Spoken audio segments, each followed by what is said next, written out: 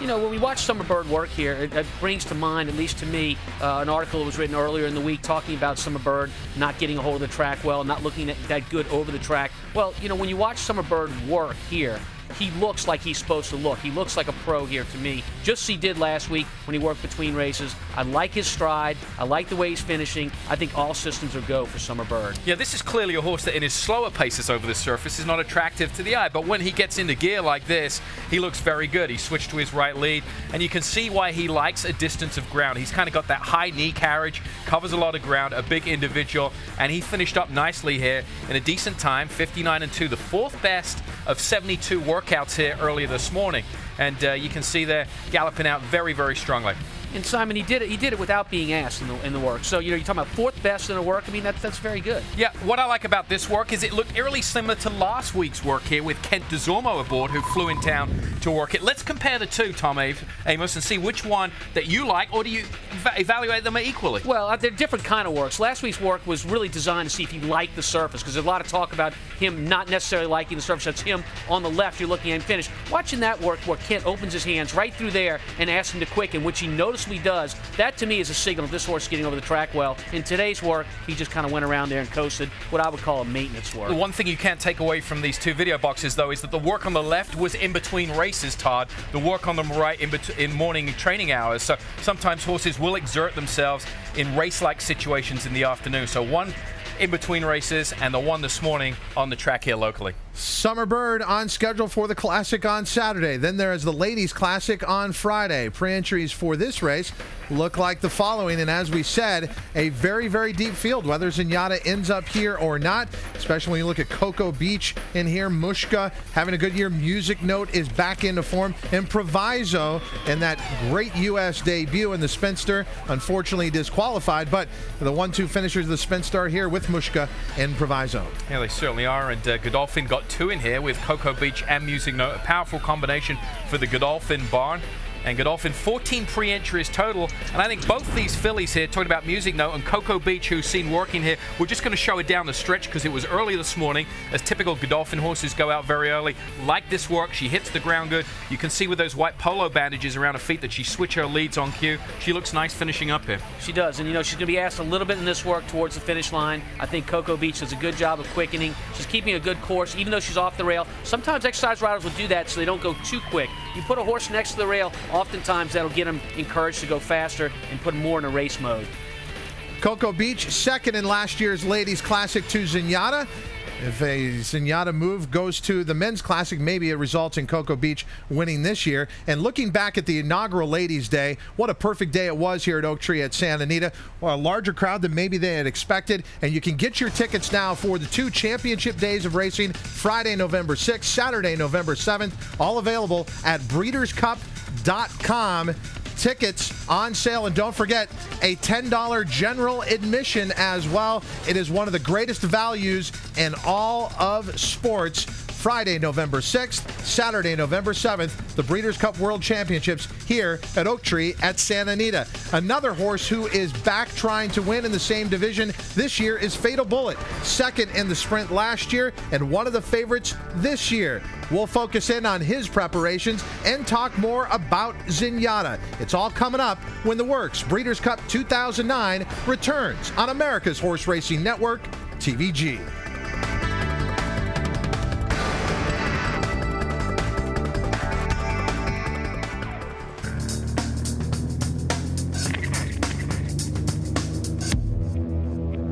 For the Breeders' Cup World Championships. It's a little superstition I have. Sign up now. Become a TVG account holder either at TVG.com or pick up the phone, call 1-888-PLAY-TVG. And don't forget about our special promotion, Bet 50, Get 50. The Breeders' Cup World Championships. You can wager on all the action at TVG.com.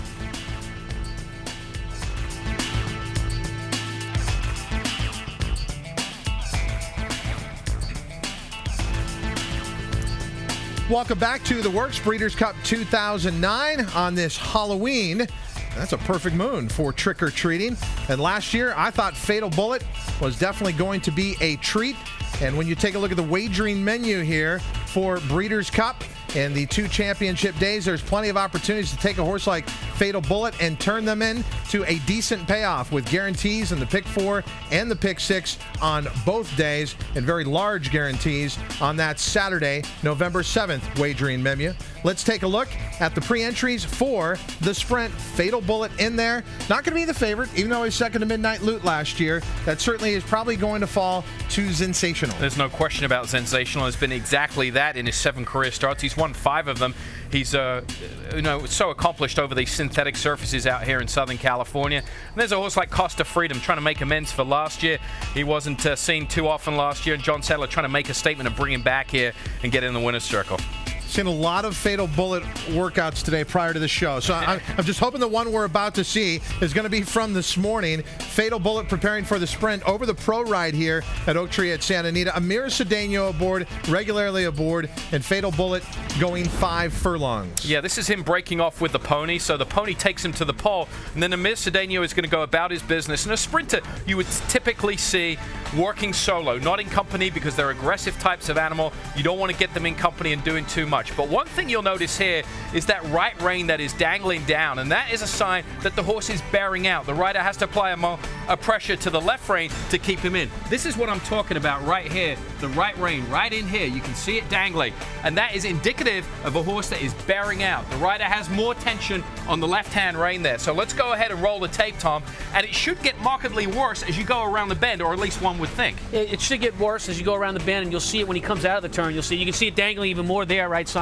there. And here's the situation. Look, when a horse is under pressure in a race situation, it's going to be harder for the rider to control that animal and keep him in. You see that left hand pulling on the reins to hold him in. Look, in a race situation, that's not going to be something the rider's going to be able to do. They're going to be going faster. It's going to be harder to control Fatal Bullet, and this could present a problem. So when it's happening in the mornings, how bad of a sign is it? Well, it's a sign that you need to correct it before race time. How do you correct it? Perhaps a different type of bridle, something that can be better, work better on the horse. But remember this, Fatal Bullet is a horse that runs in blinkers. So perhaps those blinkers can make a difference in the race, and maybe they do make a difference in the race as opposed to this morning workout. Yeah, we're going to see him galloping out here. And to take a look at some confirmation faults we were looking at here, let's freeze it. I want you to pay attention to his right front. That is this ankle right here. And you can see when you look at his purchase price, he only cost $27,000. And this is something we picked up in the pre-production meeting.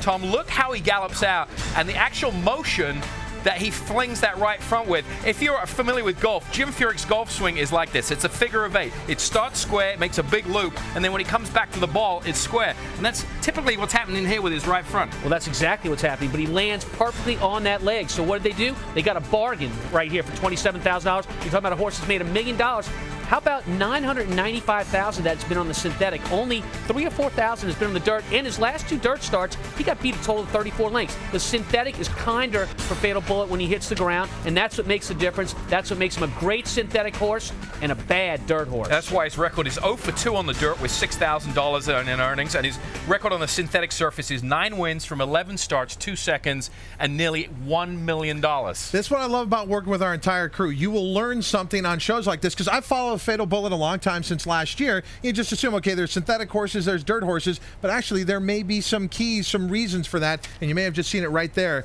with Fatal Bullet. We're going to move on from the Sprint now. Pre-entries for the Juvenile Fillies coming up. The Juvenile Fillies, a deep, talented field yet again. Anybody's guess who might end up going favorite in this field, although Ken McPeak certainly has 2 entrants that have to be dealt with in here, the accomplished Beautician and the raw ability of Connie and Michael. Let's start with Beautician, who is out on this Halloween morning. Beautician working over the pro ride here at Santa Anita, a half-mile. Walter Blum Jr. aboard, and this one going an easy half-mile.